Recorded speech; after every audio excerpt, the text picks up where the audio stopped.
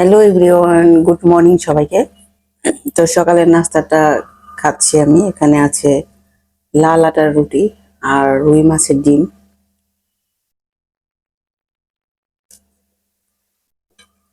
তো এই নাস্তাটা করে আমি তারপরে দুপুরে রান্না বসাবো। আজকে একটু কষ্ট হবে আমার, কারণ আমার যে হেল্পিং হ্যান্ড ছিল সে আজকে আসবে না। এই যে রুই মাছের ডিম ভুনা করছিলাম আর এই যে লাল আটার রুটি খাচ্ছি। তো নাস্তা খাওয়া শেষ, এখন ফ্রিজে দেখি কি আছে। গতকালকে রুই মাছের ডিম ভুনা করছি, জামাই বলতেছে সেটা খাবে না, তো সে আজকে মুরগির মাংস খাবে।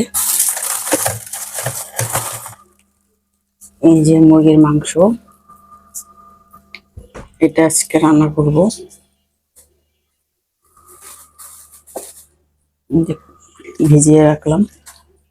কি অবস্থা দিছে?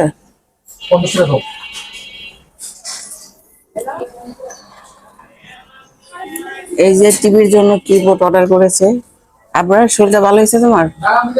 আমার ছেলেটা আজকে 3-4 দিন ধরে অসুস্থ, সবাই দোয়া করবেন ওর জন্য। এই যে টিভি কিনলেও কত খরচ দেখেন। এই যে টিভি কার্ড কিনেছে। এটা কি টিভির জন্য কিবোর্ড অর্ডার দিছো? হ্যাঁ। এই যে টিভি কিনলে টিভির কিবোর্ডও লাগে না? কিবোর্ড দিলে সুবিধা, রিমোট থেকে কিবোর্ডের সুবিধা বেশি না।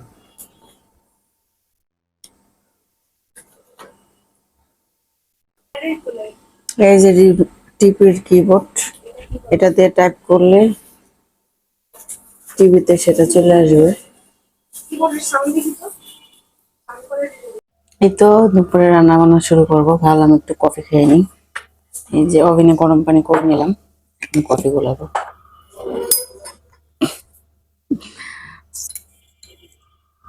বেশি আমি গাঢ় করে খেতে পারি না কফি, আমি হালকা পরিমাণ খাওয়ার চেষ্টা করি। কফি খেলে তো আসলে অনেক উপকার হয়, আমরা সবাই জানি। অনেকে আবার জানে না, লিভার ভালো থাকে। বাড়তি যে আমরা যা মা আছি, মানে বাচ্চা হওয়ার পরে দেখবেন কি কাজ করতে গেলে একটা ঘুম ঘুম ভাব ধরে, সে ক্লান্তি ঘুম কিন্তু দূর হয়ে যায় কফি খেলে। অনেক গরম, একটু ঠান্ডা করে খেতে হবে। কফিটা খেয়ে তারপরে দুপুরে রান্না বান্না শুরু করব।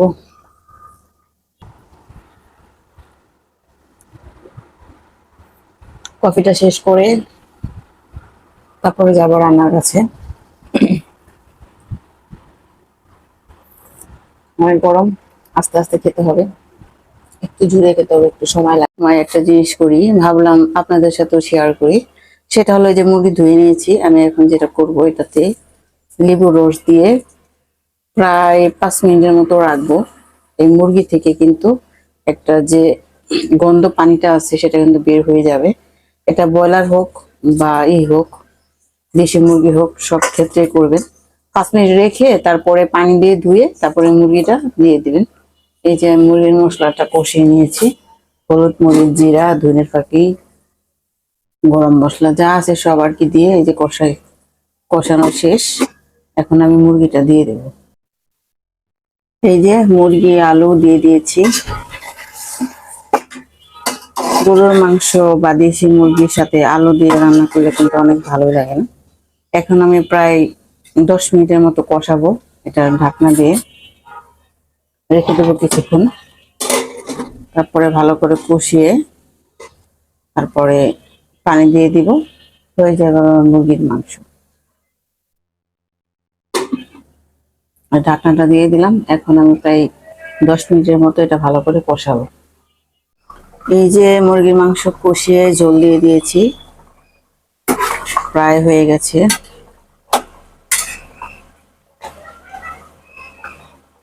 আর একটু সিদ্ধ হবে, তারপরে নামিয়ে ফেলবো।